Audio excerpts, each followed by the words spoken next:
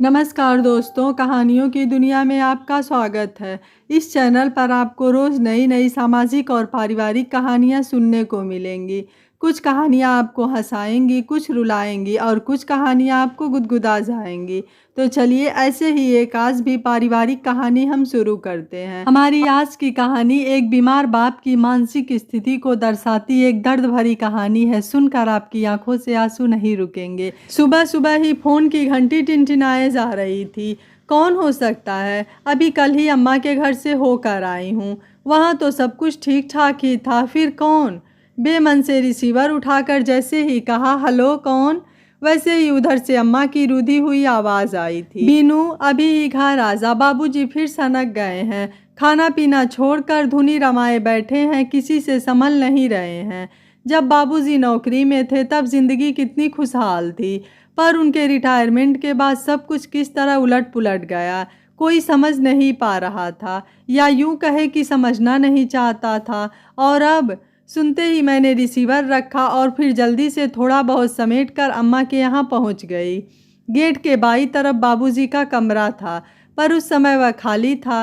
Retirement के बाद बाबूजी उस कमरे में कम ही बैठते थे। उनके कमरे के सामने ही बड़ा सा हॉल था, जिसमें बाबूजी ने डाइनिंग टेबल के सामने ही एक तख्त डलवा ली थी। जब सब लोग टेबल पर खाना खाते तब बाबूजी भी इसी तख्त पर बैठकर आराम से खाते। मेरे अंदर घुसने के दौरान ही बाबूजी इसी तख्त पर पालथी मारकर बैठे थे।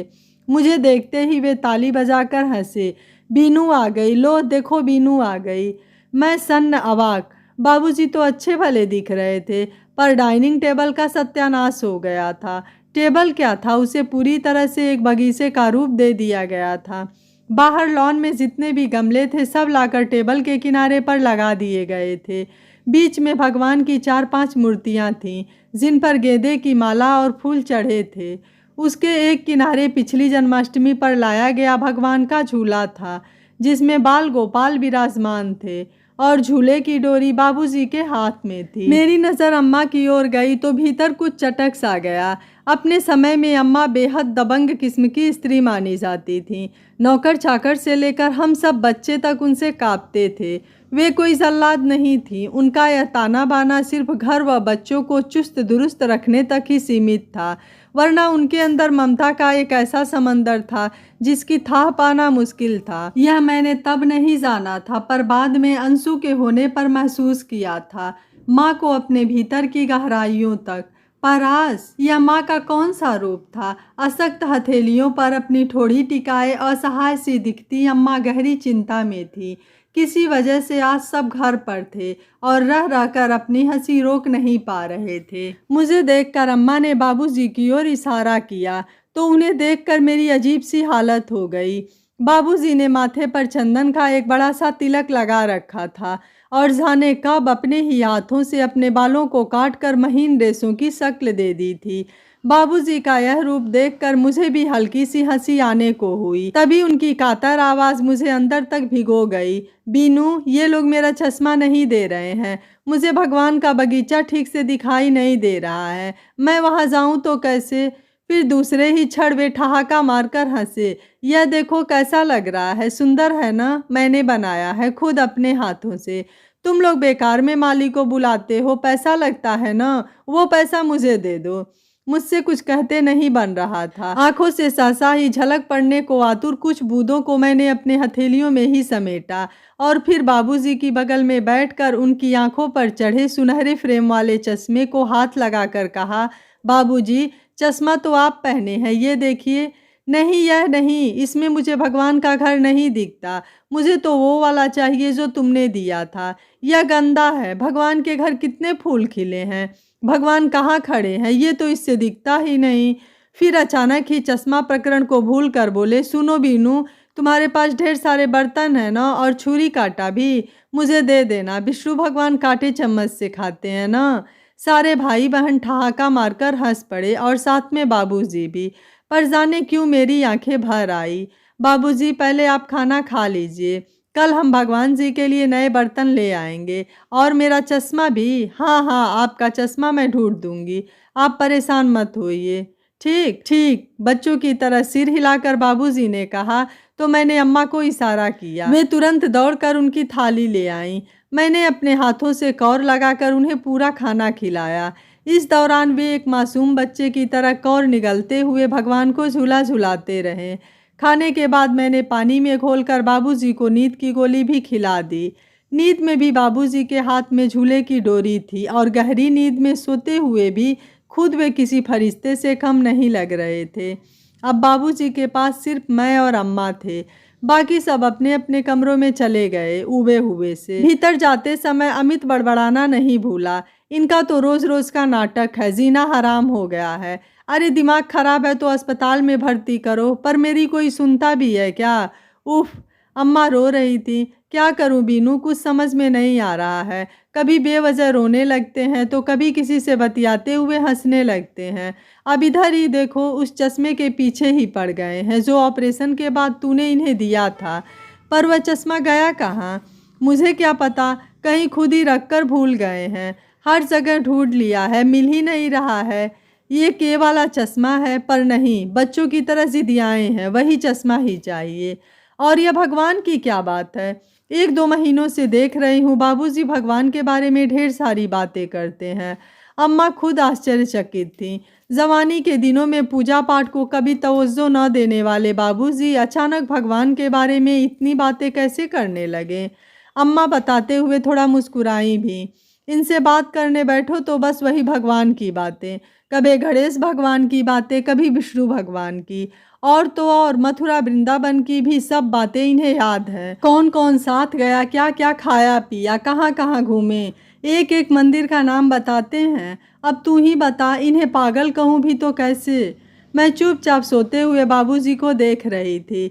डाइनिंग टेबल पर बना बगीचा ज्यों का त्यों था, कोई हटाता भी तो न हटाने देती। बाबूजी अपने आपे में थे भी या नहीं जानती थी, पर इतना सच था कि यह घर उनका था, वे जैसे चाहे रहें, किसी को बोलने का हक नहीं था। वे अब भी किसी की कमाई पर नहीं पल रहे, बल्कि पूरा घर अब भी बहुत हद तक उनकी पेंशन के बल पर आराम से रह रहा था। मैंने अम्मा को समझा बुझाकर चुप कराया। दूसरे दिन बाबूजी को किसी मनोचिकित्सक को दिखाने की बात कहकर घर आ गई। घर में भी ढेरों काम थे, पर किसी में मन नहीं लग रहा था।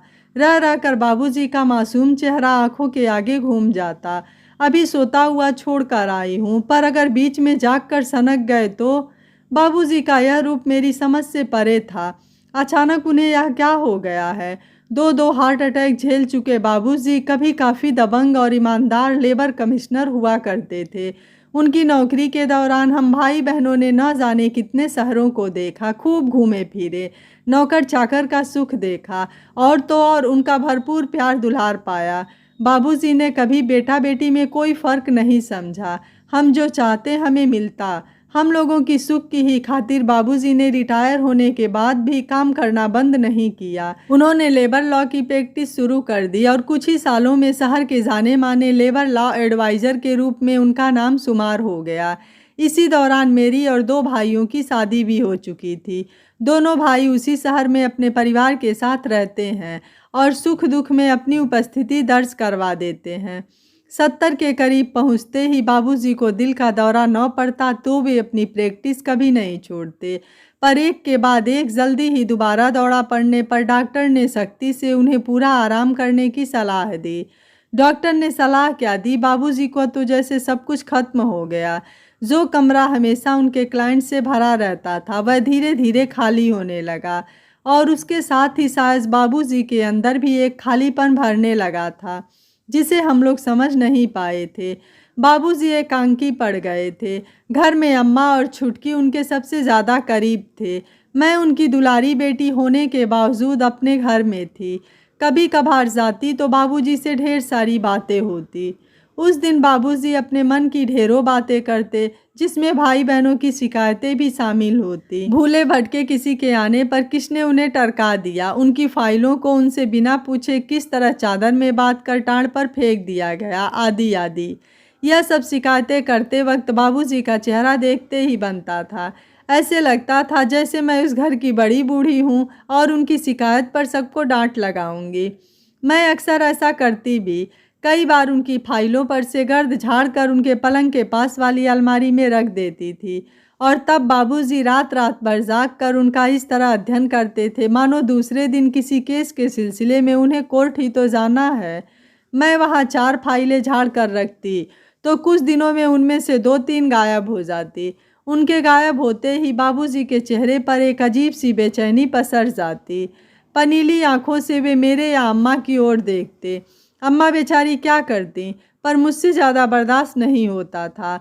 भाई बहनों की ऐसी हिमाकत, वे रात भर जाग कर पढ़ें या दिन भर सोएं, किसी से मतलब।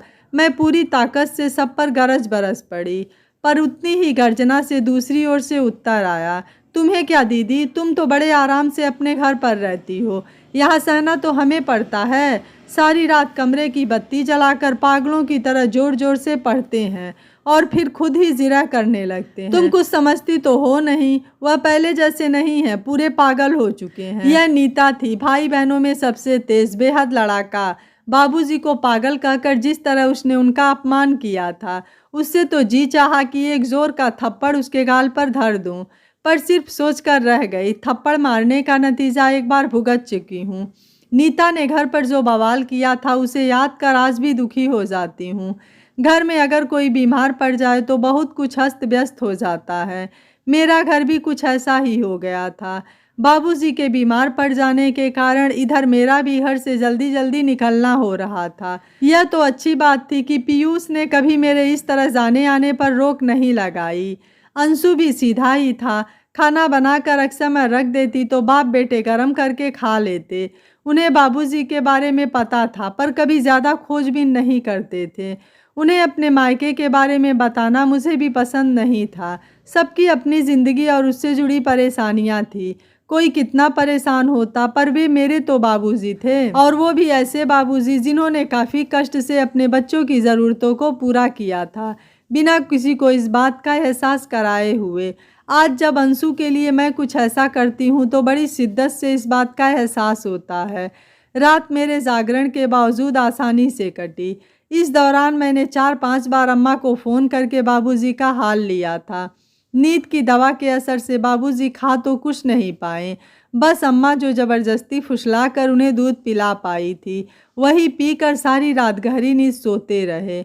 पर सुबह, एकदम सुबह जैसे तूफान आ गया। मैंने पीयूष और अंशु का नाश्ता दिया ही था कि अम्मा का फ़ोन आ गया।